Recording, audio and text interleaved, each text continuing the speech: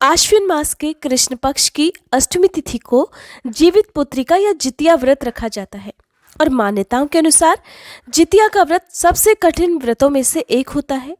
ये व्रत माताएं अपनी संतान की लंबी आयु के लिए रखती हैं। जितिया व्रत निर्जला और निराहार रखा जाता है। माताएं अपने बच्चों की सुख समृद्धि और उन्नत जीवन के लिए इस व्रत को निर्जला रखती हैं। सप्तमी तिथि को नहाए खाए, अष्टमी तिथि को निर्जला उपवास और नवमी तिथि को व्रत पालन करने के बाद ही ये व्रत पूरा हो जाता है।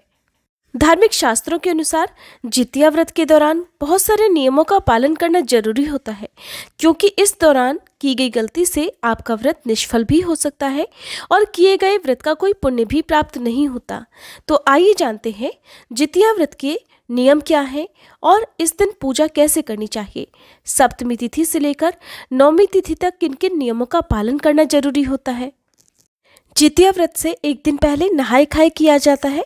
इस व्रत में महिलाएं छठ पूजा की तरह ही स्नान आदि और पूजा पाठ के बाद भोजन करती हैं। सप्तमी तिथि को केवल एक बार ही शुद्ध सात्विक भोजन किया जाता है। इसके बाद शाम को सूर्यास्त के बाद अन्न और जल का त्याग कर दिया जाता है। फिर अष्टमी तिथि के दिन निर्जला उपवास रखा जाता है। ऐसे में नहाय खाए के दिन भूलकर भी लहसुन प्याज का, मांसाहार का या किसी भी तरह का तामसिक भोजन व्रत के एक दिन पहले बिल्कुल भी नहीं किया जाता है। धार्मिक मान्यता ये है कि ये व्रत एक परंपरा की तरह निभाया जाता है, यानी कि पहले सास इस व्रत को करती हैं, उसके बाद घर की बहुएं इस व्रत को रखती हैं। यदि आपकी सास है तो जितिया व्रत केवल आपकी सास ही रख सकती हैं। इस व्रत की जो भी परंपरा है उसका पालन आपकी सास ही कर सकती हैं, और अगर सास इस व्रत को रखने में सक्षम नहीं है तो उनके बाद आप इस व्रत को प्रारंभ कर सकती हैं। अगर आपने एक बार जितिया का व्रत रखा है तो फिर इसे हर साल रखना चाहिए। इस व्रत को बीच में नहीं छोड़ा जाता है। शास्त्रों के अनुसार जितिया व्रत के दौरान ब्रह्मचर्य का पालन करना भी जरूरी होता है। इसके अलावा इस दिन मन, वचन और कर्म से भी शुद्ध रहना चाहिए। लड़ाई झगड़ा से, कलह क्लेश से दूर रहना चाहिए। किसी प्रकार के अपशब्द कहने से भी ये व्रत खंडित हो जाता है। जितिया व्रत के दिन सुबह उठकर स्नान करके साफ स्वच्छ वस्त्र धारण किए जाते हैं। फिर हाथ में जल या पुष्प लेकर व्रत रखने का संकल्प लिया जाता है। साथ ही प्रदोष काल के समय में गाय के गोबर से पूजा स्थल को लीपकर साफ कर लिया जाता है। इसके बाद वहां पर एक छोटा सा तालाब बनाकर तालाब के पास ही पाकड़ की डाल खड़ी कर दी जाती है।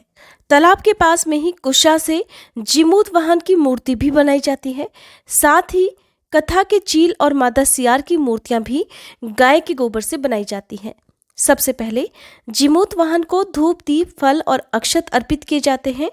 फिर चील और सियारिन को लाल सिंदूर से टीका लगाया जाता है। इसके बाद हाथ में चावल के दाने या फूल रखकर व्रत की कथा पढ़ी या सुनी जाती है। सबसे अंत में आरती की जाती है। इस दिन पूजा करते समय पेड़ा, दूब, खड़ा चावल, 16 गांठ का धागा, इलायची, पान, सुपारी और बांस के पत्ते भी अर्पित किए जाते हैं।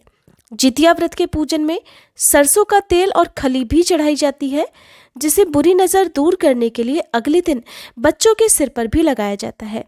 इस व्रत में एकदम से निराहार और निर्जल ही रहा जाता है। इसलिए व्रती महिलाओं को चाहिए कि ज़्यादा भागदौड़ वाले काम या ज़्यादा बोलने वाला कोई भी काम इस दिन ना करे। हो सके तो मौन रहकर ही इस दिन आपको सारा काम करना चाहिए। इसके अलावा रात में जितनी देर तक हो सके आपको जागरण करना चाहिए। अगले दिन सूर्य देव को अर्घ्य देने के बाद ही ये व्रत खोला जाता है और फिर व्रत खोलते समय अन्न और जल आप ग्रहण कर सकते हैं। मुख्य रूप से जितिया व्रत के तीसरे दिन यानी कि नवमी तिथि को झोर भात, मंडुआ की रोटी और नोनी का साग खाया जाता है।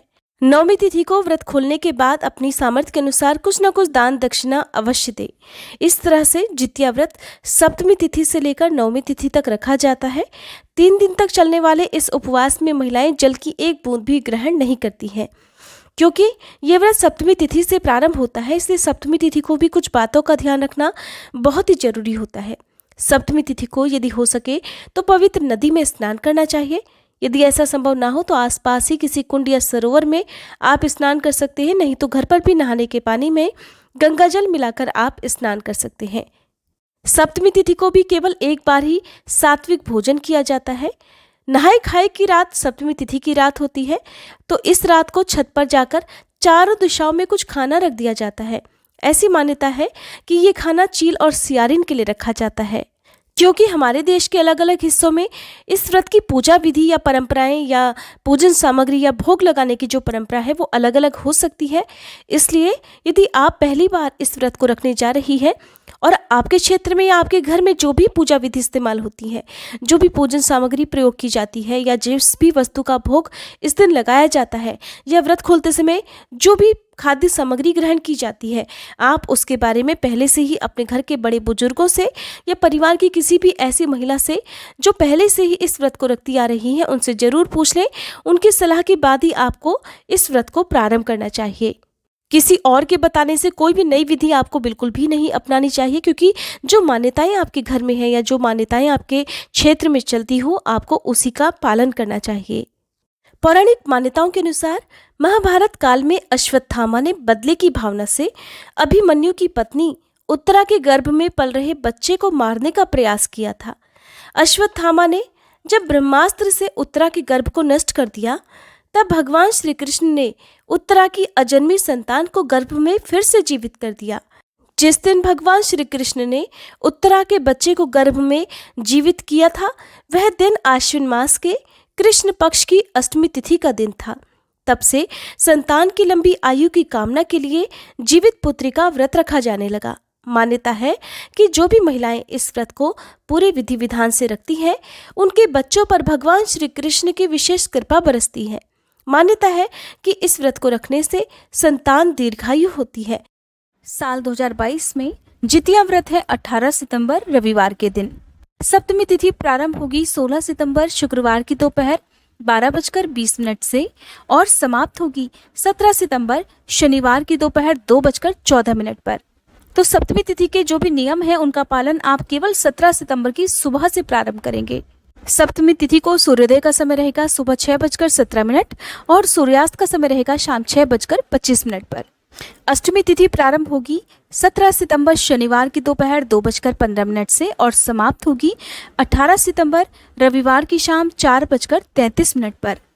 अष्टमी तिथि के दिन सूर्योदय का समय रहेगा सुबह 6:18 और सूर्यास्त का समय रहेगा शाम 6:24 पर और प्रदोष काल का समय रहेगा शाम 5:39 से 7:08 तक।